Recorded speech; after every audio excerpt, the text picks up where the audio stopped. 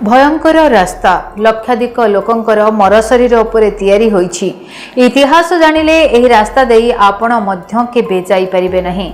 मनीष हाड़े तैयारी होईछि रास्ता। ए रास्ता जहाकू तैयारी करा जाईछि मनीष हाड़े एथिपाई दिया जाईछि 10 लाख लोकंकर बळी। नमस्कार, डीटीवी ओडिया रो ए स्वतंत्र उपस्थापना को आपण समस्तंकु स्वागत करूछि। मो अनी सतपथी। दर्शक बंधु, रास्ता तैयारी करुथिबा लोकंकर मर शरीर को पोतिकी तैयारी होईछि। रूसिया रे एक रास्ता भयंकर इतिहास रही। एही रास्ता पछरे मृत्यु दंड ठारू मध्य कठोर थिला एही रास्ता तैयारी रो काम। तेबे कोन रहिछि स्ट्रीट ऑफ बोन्स पछरे इतिहास बा रहस्य? तेबे आसंत प्रथमे जानि नबा एही रास्ता अछि केउठी। एही रास्ताटी रूसियार एक अति दुर्गम एवं ठंडा अंचल रे अवस्थित। यह प्रकृत रे कोलिमा हाईवे नाम रे एक लंबा राजपथ प्राय 2025 किलोमीटर अटे। एहार लंबा रूसियार एही अंश इति ठंडा जे वर्षर अनेक मास पर्यंत यह बरफ होइकी रहिଥାଏ। रास्ता गुड़िक प्रायतः धड़ा बरफर एक घन आस्तरण तले अदृश्य होई जाए। सड़क रे काहेकि मिले मनीषर अस्थि? आज मध्य एही राजपथ रे अनेक स्थान रे मनीषर हाड़ एवं कंकाल देखिबाकु मिले। यह कोनोसी भयंकर चलचित्र परि मने हेउथिले मध्य यह संपूर्ण सत्य अटे।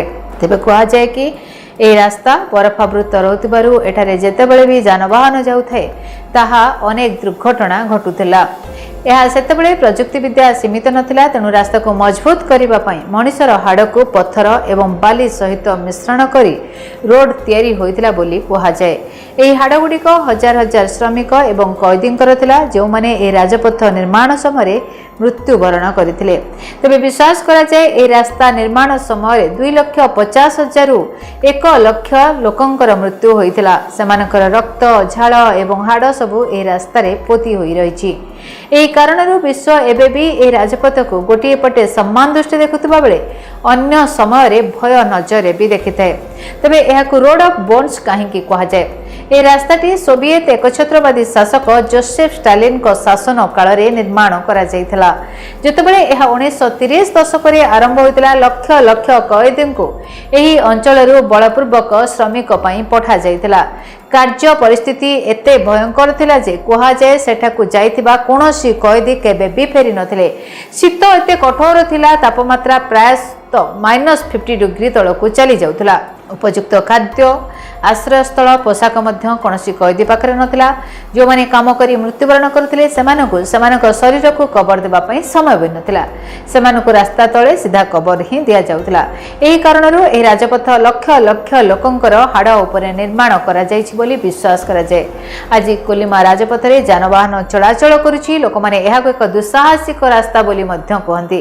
एही रास्ता दे के एकुटिया गले लोक तार साहस को प्रशंसा मध्य करंती। तबे आपण माने जानिथिबे दुनियार अनेक रास्ता अनेक जिनिस पई बेस आचुणा। केतक लंबा रास्ता, केतक क्षुद्रतम किंबा केतक विश्वर सबुठु प्रशस्त भावरे बेस लोकप्रिय। किंतु आपण केबे मनीषर हाड़े निर्मित ए रास्ता विषय शुणिछंती कि? आपण शुणिकी आश्चर्य होई परंती, किंतु यह निराट सत्य अटे। साधारणतः इटा, पत्थर, बाली इत्यादि एक रास्ता तैयारी पई व्यवहार हुए, किंतु ए रास्ता पई अन्यान्य जिनिस सहित मनीषर हाड़ मध्य व्यवहार करा जायथाय। आ खास एही कारणरू ए रास्ता को रोड ऑफ बोन्स बोली विवेचना करा जाय। रूस रु दूर पूर्व अंचल रे अवस्थित ए रास्ता वास्तव रे एक राजपथ अटे। ए राजपथर प्रकृत नाम हेउछि कोलिमा राजपथ। एहार लंब 2,25,000 किलोमीटर। ए राजपथ रे मनीषर हाड़ एवं कंकाल प्रायत मिलिଥାଏ। रोड ऑफ बोन्स नाम रे जनाशुना ए राजपथर कहानी टिके अलगा। शीत ऋतु रे ए अंचल रे प्रबल तुषारपात होइଥାଏ, जहा रास्ता को मध्य आच्छादन करिकी रखिଥାଏ। कहा जाए जे तुषारपात कारणरू जानवाहन खसी जिबार भय थिला, जोंथिपाई रास्ता निर्माण रे मनीषर हाड़ मध्य बाली सहित मिश्रित होइथिला। सोवियत यूनियन रो एकछत्रवादी शासक जोसेफ स्टालिन को समय रे ए राजपथ निर्माण करा जायथिला। कोलिमा राजपथ निर्माण रे लक्ष लक्ष लोक प्राण हराइछंती। ए राजपथर निर्माण 1930 दशक रे आरंभ होइतिला, जेउथिरे बंधा श्रमिक एवं बंदी माने नियोजित होइतिले। एही श्रमिक मानकू कोलिमा शिविर रे बंदी भाबरे रखा जाइतिला। कोलिमा कैंप को जाइतिबा जने कैदी सेटर फेरिबा असंभव होई पड़े। जदिओ केही एठारु पळाइबाकू चेष्टा कले मध्य से अधिक दिन बंची परिबो नाही, କାରଣ ସେ ଭାଲୁର ଶିକାର ହୋଇଯାନ୍ତି କିମ୍ବା ଅତ୍ୟଧିକ ଥଣ୍ଡା ଏବଂ ଭୋକ କାରଣରୁ ମଧ୍ୟ ମରିଯାନ୍ତି। ମୃତ୍ୟୁବରଣ କରିଥିବା ବନ୍ଦୀମାନଙ୍କୁ ନିଜେ ରାସ୍ତାରେ କବର ଦିଆଯାଉଥିଲା ଏହି ଦେଶରେ, ସେଥିପାଇଁ ଏ ଦେଶ ବେଶ ଜଣାଶୁଣା ଅଟେ। Bureau report DTV Odia.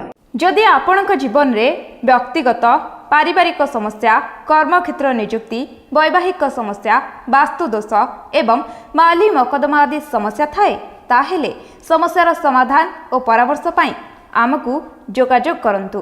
ज्योतिर्विद doctor Bhabani Shankar Mahapatra, Budheswari colony, plot number 26, Bhubaneswar.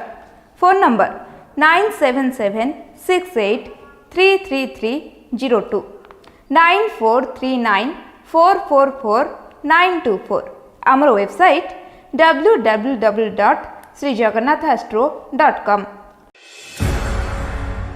केमिति कटिबो 2026 मसीह आपणक भाग्य केउ राशि रे रहिबो समस्या आउ किए हेबे लाभवान केमिति रहिबो मेष ठारू मीन राशि पर्यंत भाग्यफल जानिबा पई देखंतु आम कार्यक्रम 2026 भाग्यफल 2026 मसीह आपणक राशि संपूर्ण भाग्यफल जानिबा पई चैनल को सब्सक्राइब करंतु, बेल बटन को ऑन करंतु, देखंतु DTV ओडिया। DTV ओडिया देखिवा पई सब्सक्राइब करंतु एवं बेल आइकन को मध्य दबाई दियंतु।